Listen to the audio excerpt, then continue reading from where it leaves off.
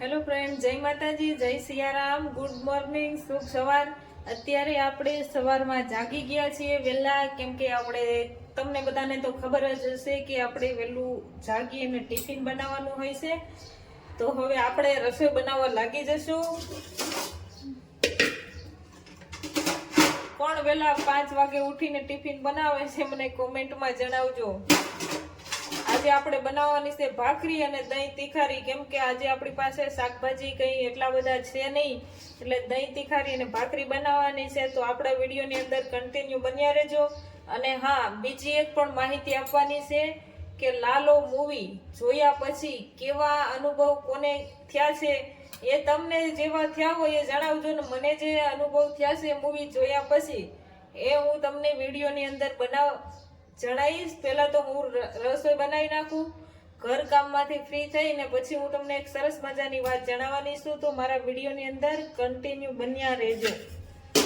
તો પહેલા તો આપણે ભાખરીનો લોટ બાંધી લઈશું। વિડીયોમાં બન્યા રહેજો બધા।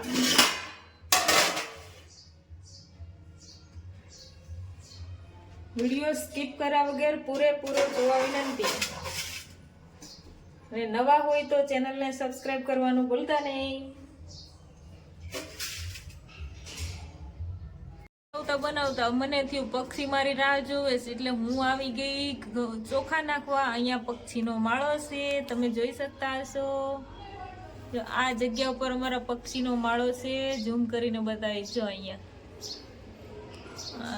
જો અમારા પક્ષીઓ બેઠા છે, એક પેલી બાજુ બેઠું છે, રાહ જોવે છે, જો બેઠું।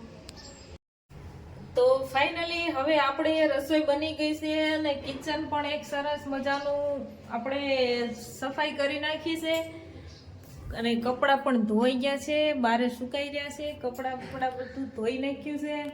ઘરમાં પણ એકદમ સરસ મજાનું કામ પતી ગયું છે। તો તમે બધા માતાજીના દર્શન કરી લ્યો અને માતાજીના દર્શન કર્યા પછી એક સરસ મજાના વિડીયોની શરૂઆત કરીશું। તો જય માતાજી બધાને, જય માતાજી। અને અત્યારે વાગી ગયા છે 11:30। અત્યારે વાગ્યા છે 11:30 ને આપણે વિડીયોની શરૂઆત કરી દીધી છે। તો હું તમને આજે જણાવીશ મેં જે લાલો મૂવી જોયું ત્યાર પછીના અનુભવ મને કેવા થયા છે, અને તમને પણ તમારા અનુભવ જણાવજો। અને વિડીયો સ્કીપ કર્યા વગર પૂરેપૂરો વિડીયો જોજો। અને આપણા વિડીયોની શુભ શરૂઆત થઈ ગઈ છે, તો વિડીયોની અંદર કન્ટિન્યુ બન્યા રહેજો। અને લાલો મૂવી જે આપણે બધાને અત્યારે જે ધૂમ મચાવે છે ગુજરાતમાં, એ મૂવી કોણે કોણે જોયું છે અને કોણે નથી જોયું એ કોમેન્ટ કરીને જણાવજો। અને જેણે જોયું હોય એને એ મૂવી જોયા પછી શું જાણવા મળ્યું એ જરૂરથી કોમેન્ટમાં જણાવજો। અને મને જે જાણવા મળ્યું છે એના માટે હું તમને થોડી માહિતી આપીશ। તો વિડીયોમાં કન્ટિન્યુ બન્યા રહેજો। અને નવા હોય તો આપણી ચેનલને સબસ્ક્રાઇબ કરી અને લાઈક કરી નાખજો। તો હું તમને જણાવીશ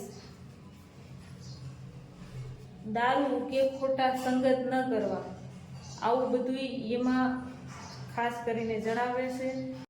અને બીજા નંબરમાં એ જણાવે છે સંઘર્ષમાં પતિ પત્નીએ હંમેશા સાથે રહેવું જોઈએ।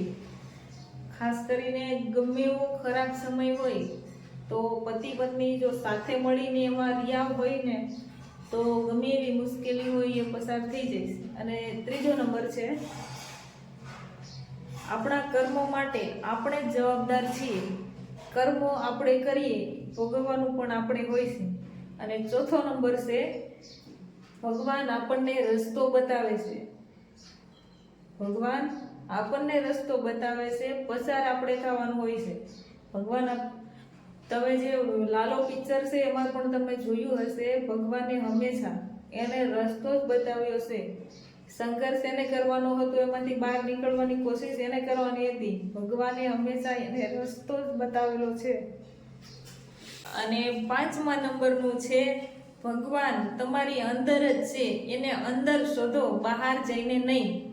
તો આવા બધા કોને અનુભવ થયા છે જે મૂવી જોયા પછી એક કોમેન્ટમાં જરીક જણાવજો અને જય શ્રી કૃષ્ણ લખવાનું ભૂલતા નહીં. અને વિડીયોની અંદર કન્ટિન્યુ બન્યા રહેજો. હજી એવી ઘણી બધી તમને માહિતી હું આજે આપવાની છું. લાલા મૂવીએ એક વાત તો શીખવી જ દીધી. લગ્ન કર્યા પછી જો તમે ખરાબ સંગતે સડ્યા તો લગ્ન જીવન કાંટાની જેમ તમને ખુશવા લાગશે. જેમ કે કોઈ દારૂ પીવાની કે એવી કોઈ આદત હોય એના કારણે જો લગ્ન જીવનની અંદર બહુ મોટી તિરાડ પડી જાય છે. એટલે જે મૂવી જોયા પછી તો ઘણા બધા લોકો સમજી ગયા છે, જે સમજદાર છે અને જે સમજદાર નથી એ પણ બધા સમજી જાજો. અને મારો વિડીયો તમને જોવા ગમતા હોય તો મારી ચેનલને સબસ્ક્રાઈબ કરી અને સપોર્ટ કરતા રહેજો. જય માતાજી, જય મહાદેવ.